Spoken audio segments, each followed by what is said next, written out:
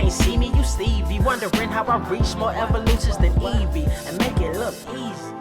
What is up, Earth's mightiest subscribers? It is your boy Ernie, the Blerd without fear. Welcome back to the channel. Today, got a special guest. Did this last time for Weapon X-Men #1. We are going to do it again. I got Weapon X-Men Scribe, Joe Casey, with us. I feel like you're the man that needs no introduction. That's fine with me. That's fine with me. But I always want to put some respect on your name. So for those of you unfamiliar, co-creator of Ben 10 Generator X with Man of Action, writer of Wildcats and Blood Squad 7, Officer Down, a laundry list of other things that are all going to be listed down below that you go check out if you haven't done so already. The list goes on and on and on. And it's all good. It's all good stuff. It's all good stuff. Go back and read that. Go read that original Cable. Go back and read that. It's all good stuff. It's great. Now you're on Weapon X-Men. And we already got the first issue out. Second issue is at the time of this recording, literally just about to drop. Yep. And yeah, dude, it's fantastic issue. Kind of opens up the door a little bit on like what all is going on. I don't want to give up too much. I'll just kind of give you for those tuning in, just if you're just curious, want to know exactly what's happening, to give you just the broadest of strokes. In the wake of One World Under Doom, you know, this team of people don't really normally all get along, are, you know, working together. Characters like Wolverine, Deadpool, you know, Cable, Chamber, Thunderbird, they're all, you know, not so much at first, but they're kind of getting towards working together. Deadpool and Wolverine, yeah, as we saw in the previous issue, Deadpool was getting ready to hand over Wolverine over to Baron von Strucker. The rest of the team is kind of off, just Cable and Chamber interacting with Thunderbird. We get a little bit more of that this issue, but just to kind of let you guys know where we're sitting, where all the players are. Deadpool and Wolverine are now with Baron von Strucker. Wolverine less so of his own free will. And one thing that I was curious, I really wanted to know if there was any, if some of the stuff that's being talked about in this, because there's a mention of a history between Wolverine and Baron von Strucker at a point. And I wondered if any of this was like in any way like a reference to the Enemy of the State storyline. That I think, I forget exactly when it came out, but it was like it was one of the years ago. Yeah. It was like back when, like, to show a little bit of a time, it was back when like Mark Millar was writing Wolverine, if that tells you how long ago it was. But when I was sitting there thinking, I was like, I never really thought much about Baron von Strucker and Wolverine before, but that was like the one thing that like leapt out in my mind. Well, I mean, they do have a history, but the thing that I referenced in the actual issue, that famous issue of Uncanny X-Men that had the flashback to World War II with Wolverine, I guess before it was Wolverine, and Captain America fighting the Hand, and Baron Strucker was in that story. Yes.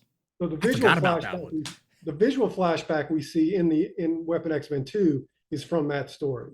So that was that was the first time that Baron Strucker got a look at Wolverine and looked and what a badass he is. And that's even before the adamantium skeleton and all that. So that's just seeing a guy in his berserker rage in full effect. Right. And it got Baron Strucker thinking, man, I could use that one day. We can bottle that up and sell it, right? Yeah, right. Well, I liked what you did with it, because it's not really, I guess like an interaction that I think even I don't really even think about very often. Is typically you think about, Baron von Strucker. I think most people will probably just automatically like default to like the to the Captain America side of things, largely just because of Hydra. But like Baron von Strucker is one of those guys that kind of gets around. Like pretty much everybody is like kind of run into him like at some point or another. The Deadpool parts of it were really awesome, just because Deadpool's doing it. Deadpool's doing his Deadpool thing, of course. But like I gotta ask, like, how much fun are you having? How much fun are you having writing Deadpool? It's pretty great, I gotta say. I've never written that character before. I told you last time, I've never written Deadpool before. So to make him sort of the meta commentary of the team of the book is great fun. It saves me from stupid stuff, Just have Deadpool stuff. Makes it a lot easier on me. Well, yeah, and now that you say that, because that's something I've always wondered about with Deadpool, because like he's such a wild character. Like yeah, he's got such a like, his personality is like, you know, larger than life. Yeah, as yeah, I think anyone would probably imagine. I've always wondered, like, you have to be like in a just a out there mindset to like be able to write a guy like this. But it sounds like it was really easy. Well, all you need is an opinion about the story that you're writing. Mm-hmm. And whatever it is, if it's, you know, good, bad, cliched, or original, you know, to have Deadpool articulated Mm-hmm. adds that level of meta commentary to the story that, you know, to me makes it. I mean, it really makes it, because if I didn't have that element in there and I was just playing this straight, which it mostly is played straight, but if I didn't have Mm-hmm. some voice in there that was commenting on certain aspects of the idea, certain aspects of Baron Strucker's plan, I'd feel like there'd be an element missing, because, you know, a lot of us, we've read comics for decades. We know all the tropes. We know all the things. We've read all the books. We know all the stories. So it's not that there's not going to be a lot of originality, especially in something like a Marvel comic, which is, you know, Marvel comics have been around for 60 plus years now. Yeah. The same basic continuity. So to not have a character comment on the events as they're happening, I feel like it's missing out on something. I've tended to do that in a lot of my work for hire work with sort of big IPs and big shared universes. You got to enter into it as someone who knows the material and isn't afraid to comment on it, you know, good or bad, you know, just poking fun at it or outright criticizing it. I mean, it's all fair game with a character like Deadpool. So I just kind of just went for it, and it just worked out because it gave the whole series that aspect that it wouldn't have had otherwise. That's the whole thing with what, you know, Strucker's doing is, you know, making all these, you know, life model decoys, but at the same time, you're creating this, you know, this army that you're like, oh wow, that's, you know, insane. How are they gonna, you know, how is the team gonna deal with this? And it's like, oh no, Deadpool's taking care of it. It's like, oh, it's cool. But so like I loved how like it got played. I love how it got played for comedy, because now you get to like kind of focus in on this other thing. I'll also say too, just I really appreciated, like, you know, how close to what I remember of certain characters. You know, we talked about before about, you know, characters like Thunderbird, who didn't really have a whole heap of a lot of issues, you know, in his pocket before he got sent to the upper room. As it were, but yeah, I love that, you know, yeah, he played as, you know, as what I remember, but maybe a little less yeah, because yeah, I feel like back then, like, a lot of the characters were a lot more like over the top. But like, yeah, he felt like, you know, classic Thunderbird, but he also kind of felt like an actual person.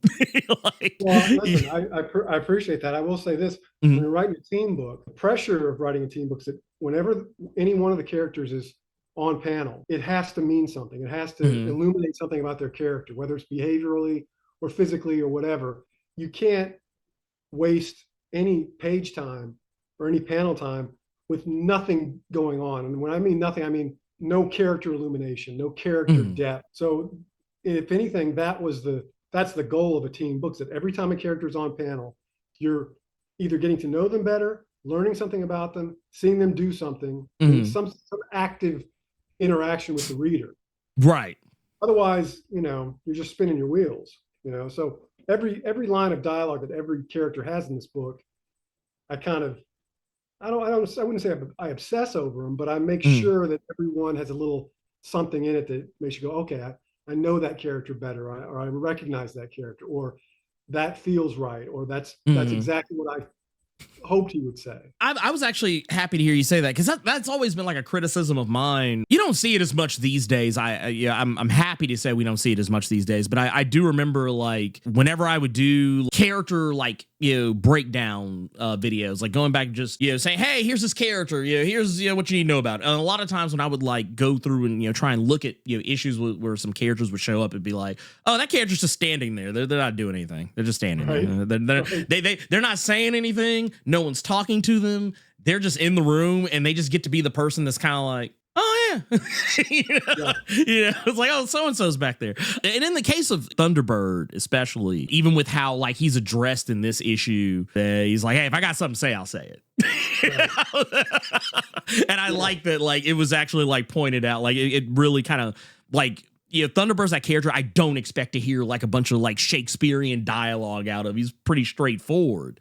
Right. So it was really cool to see, to see that in this, with everything that's going on in, with what the team is having to deal with, and actually also with Thunderbird, because he's still yet to kind of betray what his original intentions are. Though I think it's becoming a lot more clear to the reader, maybe what that is. And there's like some really cool stuff that happens with like the team where they find some. I don't want to give away this part, because I thought it was actually really cool. But there's just a little part where like Cable just realizes, hey, there's this thing that's hanging out here that he's like, oh yeah, Cyclops, he does that sort of thing. And I thought that was really really cool, you to kind of play around with that. And like, is there anything that parts of like X-Men history or whether it's like recent storylines, older storylines, like what kind of attracts you to like some like certain aspects of those older stories to like bring back for what you're writing currently? Well, it's two things. One is that if I'm going to reference something, it's usually going to be the stuff I grew up on. Mm-hmm. Because that's what is really in my DNA and the stuff I really bonded to when I was a kid. So that stuff is the strongest in my memory. The other more practical reason is that as the Marvel Universe rolls on in publishing years, and like I said, we're on 60 plus years now. Yeah. Characters are 60 years old. So you've got to, whether it's overtly or covertly, you've got to compress the continuity as much as possible. You've got to make a reader feel like something that happened 50 years ago in publishing history only happened 3 years ago in Marvel time. So my callbacks are, again, with Thunderbird, just in particular, that character, that's a 50-year-old callback. Mm-hmm. But in Marvel time, it's only been a few years. Right. So it's my job to make it feel like it was in the past, but not 50 years ago. So when I reference these things that are 20, 25, 30, 35 years old in publishing history, I'm really trying to compress the Marvel timeline into in a way where it makes sense for people who care about that kind of stuff. And I cared about that stuff when I was a kid.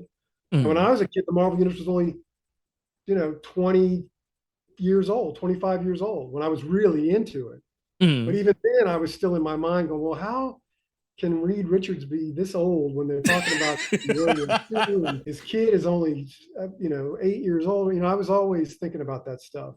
So now that I'm writing that stuff, it's always in the back of my mind if I'm going to do any kind of callback. I actually remember going back and reading the original Secret Wars a few years back, and I was like, oh wow, this was it. I was like, so like this is like we're talking like 1984, 1985, and it's like oh wow, yeah, Franklin was like kind of happening. It's like Franklin Richards was just kind of happening. It's like, and you flash forward to now, and it's like he's still just a teenager. It's like it's like make it to his teenage years. I didn't he's know. Like currently, like I think like right now, him and Valeria are both. If they're anything, like I think they're like at the bottom end of that. Like if they're not teenagers, they're like knocking on the door. They're like knocking on the door of it.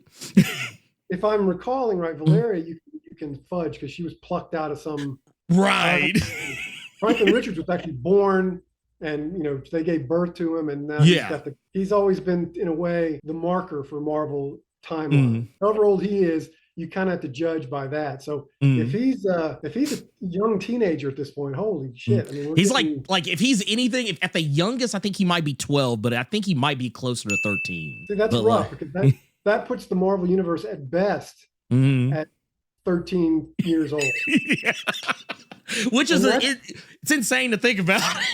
But that again, for some of these characters, that gets on beyond their value as a pop cultural icon. I mean, Ultimate Spider-Man notwithstanding, the Spider-Man in the Marvel Universe, it kind of loses his potency if he's 35, 40 years old. Right. You know what I mean? By the timeline we're talking about, he's probably 30 years old. So he's pushing it, man. He's pushing it. Well, he's a bit too old to be falling back on that old Parker look. Yeah, right. Yeah. Eventually, some personal responsibility has to be taken into account. Yeah. So that's get off on a tangent, but that's why I put those references in that are pretty far back, because I'm trying to give it that compressed feeling that this didn't happen that long ago, and we're all still young here. I found a lot of it really interesting. Yeah, a lot of time has passed, but at the same time, not a lot of time has passed. So like there's certain things that should be fresher in certain characters' memories versus, I guess, things not being or whatever, or like, it's like, oh, hey, these characters have been, dealing with, Dr. Doom all this time. Why is everyone acting surprised when he does something, kind of sus? We haven't been, dealing with this for like, 13, 14 some odd years, maybe. I don't know. Pretty consistently too. Yeah. Right. But what I like though is and I guess I never really thought about Baron von Strucker from like a nuance standpoint.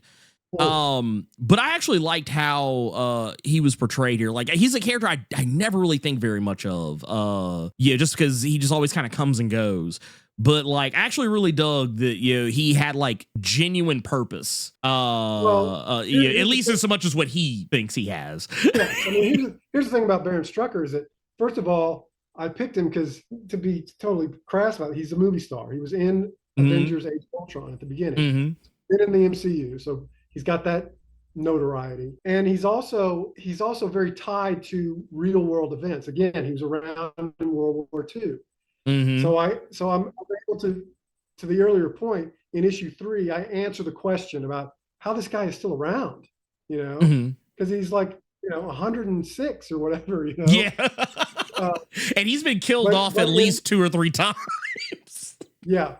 Well, in issue 3, we sort of answer how that could be, and hopefully we kind of put a cap on it, because what happens to Baron Strucker takes him to the next level and how he can possibly stick around for a while. The whole thing is such a great setup and a really good reveal, but I'll just say this: there is an aspect of the next issue that's kind of already kind of made the rounds. I think in solicitation, so I feel more comfortable talking about that. We can talk about it. Yeah. Without giving too much away in regards to a new character. I guess for my collectors out there, key issue coming up. So if you haven't done so already, you need to get down to the LCS and tell your hookup behind the counter to put you on. You need the rest of this, because I'm curious to see how this is gonna pan out. But there's a new character that's on the horizon. It's out there. We can say the new character is a new villain named Weapon Exile. A name that I was able to use before they stole it and put it on something else. I'm thrilled about that. I just love that you're able to find these things and snatch a hold of them. Yeah, most of the time. But I will say, it's really, Weapon Exile is the culmination of everything that you see in issue 2 in terms of WMDs and Baron Strucker's plans and what he was going to do with the WMDs. It all sort of coalesces, sort of inadvertently, into this Weapon Exile character. So, I feel like, the first 3 issues is really the origin story of the team. But I figured we should throw in the origin of their greatest nemesis at the same time. So it's all happening in the first 3 issues. And like we said, in the 3rd issue, you see the culmination of it. You see the sort of the arrow that points to the future of like I've sort of made the analogies of like the Avengers have Ultron, Fantastic Four has Dr. Doom. Well, Weapon X-Men will now have Weapon Exile. What we just kind of refer to as WMDs, Wolverines of mass destruction, which I love. I'll circle back to my thoughts on that here in just a moment. But I really liked that kind of the setup was that this is going to be a new version of this Wolverine style character that has some bells and whistles that Wolverine classic doesn't have. Yeah. Which none of the morality at all. Right. Berserker AI, adamantium soldiers, that are ready to storm the world. Yeah. It kind of went back to something I was thinking about earlier, was when people go after Wolverine, they usually want one of two things. Like they either want to take his adamantium, or they want to try to like put him under mind control, and use him as a weapon. But I think very rarely, and I would even dare say, I can't really think of too many times anyone's actually attempted to do something like this, is to, I think maybe like the closest was, maybe during the Krakoan era, but even that was not really on the exact same level. Trying to build an army of Wolverines where the berserker rage is like the selling point. Yeah, totally. Absolutely. I mean, I would think in a way, because of Wolverine's history and the fact that he had a period of time where he was an adult without the adamantium bones, is that his berserker rage is his greatest weapon. It's the most lethal part about it. Skeleton or no skeleton, I mean, he's just, that berserker rage was always there. So I mean, you're right, I hadn't seen anybody try to strip mine that and take it for their own. So I was kind of give myself a little writer pat on the back for that one too. You and I talked about before about the future inclusion of characters like Red Ronin with everything that's going to be going on. And I don't know if this was, I guess, coincidence or just good timing on your part, or if you had a plan for this all along. But I know Marvel's going to be doing crossovers coming up here before too long. And considering Red Ronin is his history and everything. Yep. I was wondering, like, is there any chance, at least a scant possibility of maybe a tease or a nod towards that? Well, look, Ernie, a lot of my work has been very pressing over the years, and there's no Godzilla crossover that I could speak to, but the Red Ronin thing was in the works, as long as this pitch has been kind of floating. Right. So it's let's just chalk it up to coincidence. Yeah. It's better that way, easier that way. And I'm sure a lot of people, when they see the 4th issue cover, they're like, what the hell is that? He's a classic character. He's shown up a couple times since, and I've brought him back even before. One of the more fun issues of a Marvel comic that I've written in my career, that Red Ronin issue. Because I told you last time, it is literally a sequel to Avengers 198, 199 from 1980, and so the kid in me was just like, this is the greatest thing ever. I mean, this whole series has been that, just tapping into that Marvel kid that I was in 1978, 1979, 1980, when I was just like, I was literally a typical Marvel zombie kid. And now I get to be an adult Marvel zombie writer, and it's great. A lot of fun. Like, I can tell this is fun. And this, overall, just a very fun book. It's a fun read overall. Beautiful looking book. Chris is just lights out on the art for this. Chris Cross and Mark Morales, they're a great team, and it does look fantastic. Oh yeah, seeing I'm in production on future issues, obviously, so the Red Ronin issue 4, hearing them both, Chris apologizing to Mark, a lot of buildings, drawing a lot of buildings in this, because it all takes place in Hell's Kitchen. So it's okay. Like a lot of buildings. Sorry, Mark. And Mark's like, yeah, I'm inking a lot of buildings here. So they're going the distance with these issues. I mean, I love to see it. It's a thing of beauty, just because, especially the some of the designs that we've seen already for Weapon Exile. I was like, okay, yeah, all right. It's a serious character for sure. Yeah. The character itself, I'm very excited to see how the team is gonna try and like go up against this, because it looks like something you'd almost see out of like the Ultimate Marvel universe, but like perfectly fit for the like Earth 616 type of stuff, which I thought was a really nice touch. The thing about these new characters is that you're trying to come up with something that has the stink of the new, but also the smell of an old comforting, thing. Like it's been there, like it's always meant to be there. And I think that Chris nailed it on the design of Weapon Exile. It's fantastic, and because The other thing about these things is that, you can pretty much count on if a character sticks, especially a villain, Mhm. and it's going to be seen over the next, 10, 15, 20 years in different titles or however it works out. Different artists get a hold of them. It's, you got to really nail it as much as possible at the beginning, so it doesn't just become something unrecognizable with every artist going, well, that last version wasn't quite right. I'm going to tweak it a little bit this way and kind of improve on it and stuff. I'd hesitate to say that any artist can improve on the design they came up with.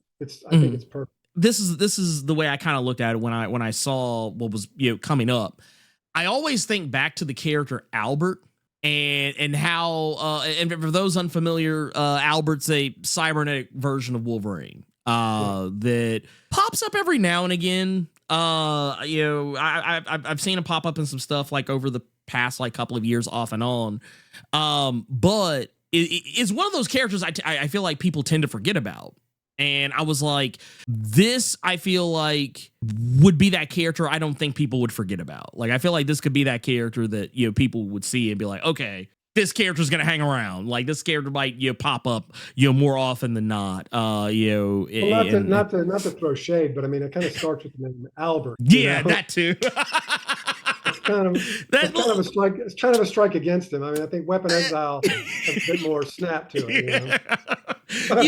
It looks good on like okay, so like when you like, and I think this is probably maybe how people should look at this sort of stuff. Like if I'm walking down the toy aisle and I see X-Men toys, if I see Weapon Exile, I'm gonna be like, ooh, that sounds good. You know what? Let me get that. Looks like a cool character. Let me pick that up. If I see the character named Albert, I don't care how cool that character looks. I'm probably gonna be like, I don't know about that one. With everything that's been going on with Wolverine and Deadpool in their own respective corners, Cable in his own respective corner, and also you trying to give more airtime to characters like Chamber and Thunderbird. One thing I wanted to kind of get your insight on is when it comes down to trying to write a story where you've got where at least half or more of the roster is always off doing like other stuff. How much of a juggling act is it to try and stay, I guess, not necessarily inside the lines, but just like not trying to go too terribly far outside of what maybe someone else is doing in another corner somewhere? Yeah, I mean, you never want to trample on another writer's territory if you can help it. Mm-hmm. I don't anyway. So, I mean, to me, that's just the challenge of the job, is to be original enough that you're telling your own story and not necessarily bumping up against anything too much. I mean, you want to reference things to give people the reassurance that it's all the same universe, it's the same character. But at the same time, I look at a team book as an opportunity to show these characters that might have other books that they're appearing in at the very core essence of that character, And I don't like to necessarily bring a lot of baggage into a team book that they've got in their solo titles. Right. I really have the mindset that if you're buying that team book by itself, you don't want to get bogged down with stuff that you're not going to be reading anyway. And if you do read those other books, you're getting those stories anyway. Right. So, I mean, you're damned if you do and you're damned if you don't. So I think it's the responsibility that I have is just making sure that they're in character in the moment that they're in. And, it's a little more true to life. I mean, you might have all kinds of drama going on at home. When you go to work, you kind of get into work mode. And you're not talking to every coworker about, at home. I mean, you may occasionally, like wring your hands or, lament whatever your situation is. But for the most part, you get on with the job. And that's kind of how I see a team book is these are the characters when they're getting on with the job, and they're not necessarily, it's not a therapy session. You know what I mean? They've got enough problems just learning how to work together, right? Let alone putting their own personal baggage into the situation. Forget all that. You gave me something to think about because I don't think I've ever really thought about this particular aspect of it before. Because you've completely changed my whole thought process on this. Because whenever I would think of team books, I would almost never think of them as like, I was like, oh yeah, these guys are buddies. Like, but it's in some cases that's not really what it is. In some cases it could be something closer, to a job or like a marriage of convenience, or something like that. So when you think about it, like you're not going to be, depending on what that the nature of why you're on that team, like, and I guess that's what kind of makes the difference between like Avengers and maybe the Fantastic Four. Fantastic Four is a family; they have to deal with each other. So of course, the Avengers, they're people who might be friends, might just be coworkers. You never. It just depends on who's writing and what the roster is at the time. Well, that was why when I was a kid, I was an Avengers guy. I mean, I love the Fantastic Four, like the X-Men. Like I said, the Fantastic Four was a family dynamic. I was in a family dynamic in my life, so I could see it, but I wasn't fascinated by it.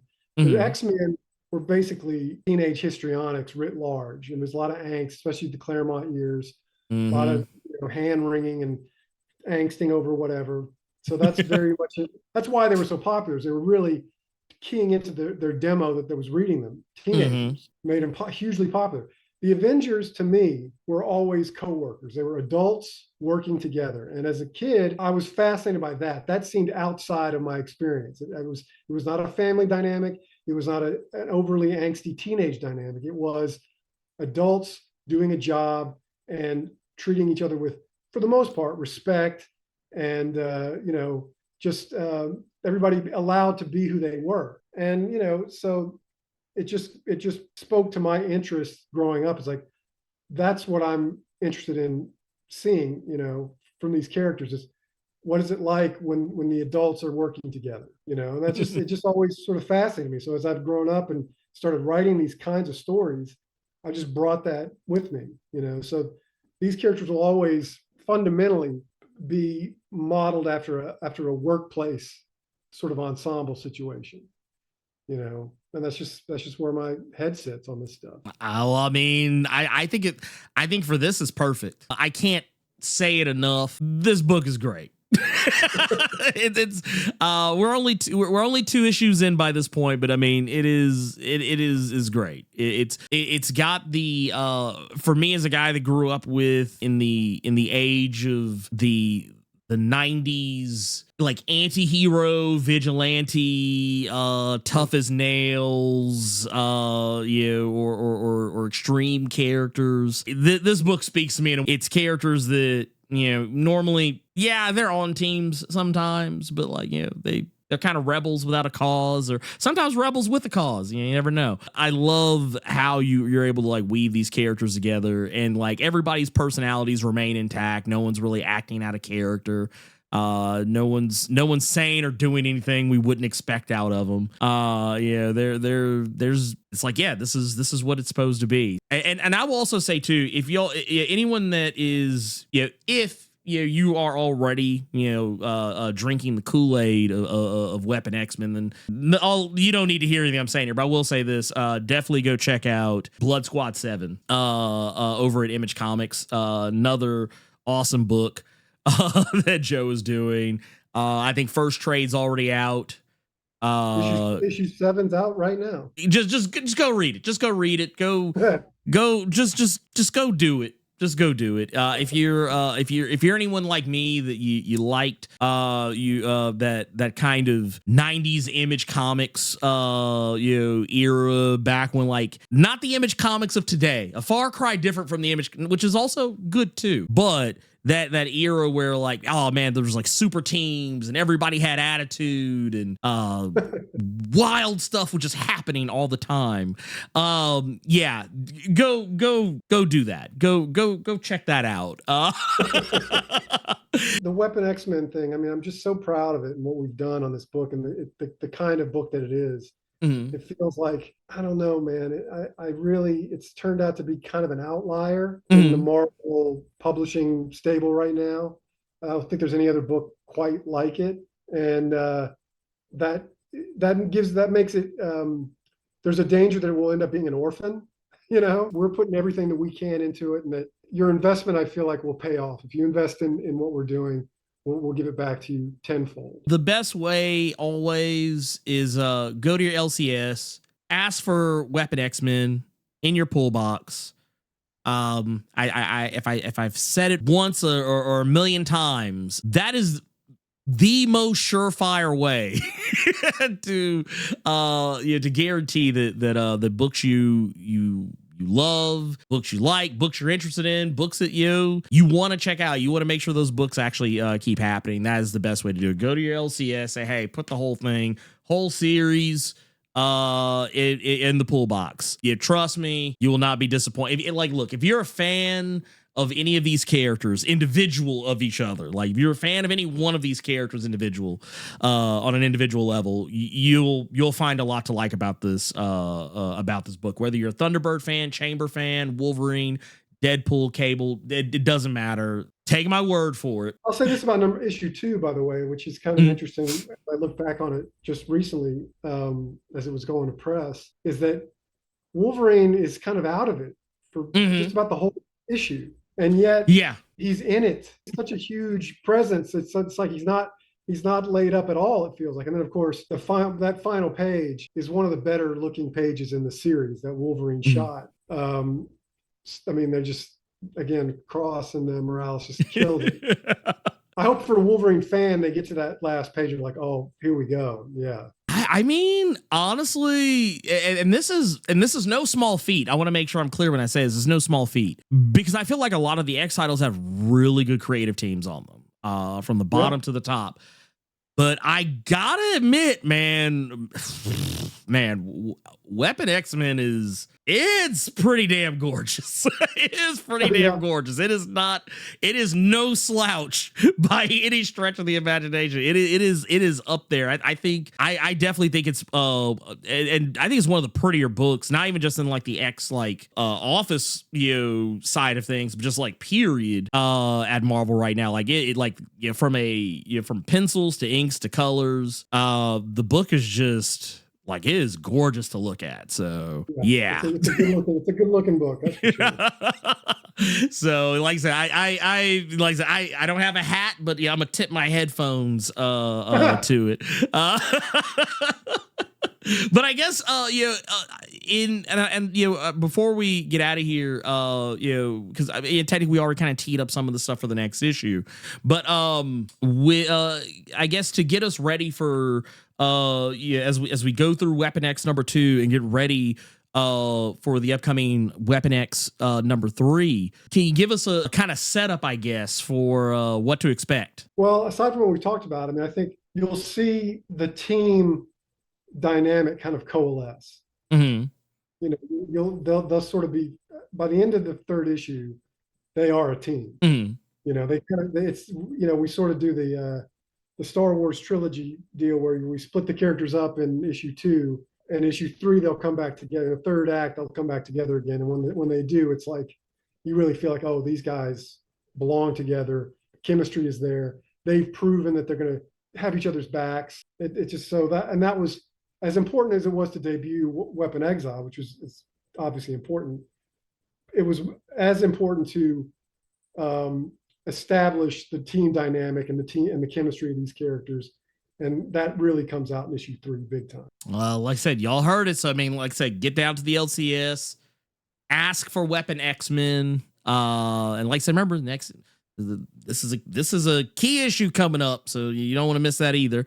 Right. Make sure you go get it. Just put that out. And boards ready. It's like, you could be a savage like myself. Some of my sneakerheads out here, you know what I'm talking about. You get 1 to rock, 1 to stock. You get 1 to bag. 1 to read, 1 to bag. That's how you do it. That's the way you do it and support the industry. Listen, we're in the era now. You got to get 3: 1 to bag, 1 to read, and 1 to slab. There. You know what? See, I'm doing it wrong. So see, there you go. That's the new method. I'm a sucker for variants. So I mean, I'm just putting that out there. I'll be keeping eyes peeled for Weapon Exile variant covers. Sure. But no, thank you so much for taking the time to do this, Joe. I love it. I love talking about this stuff with you, Ernie. It's great. Yeah.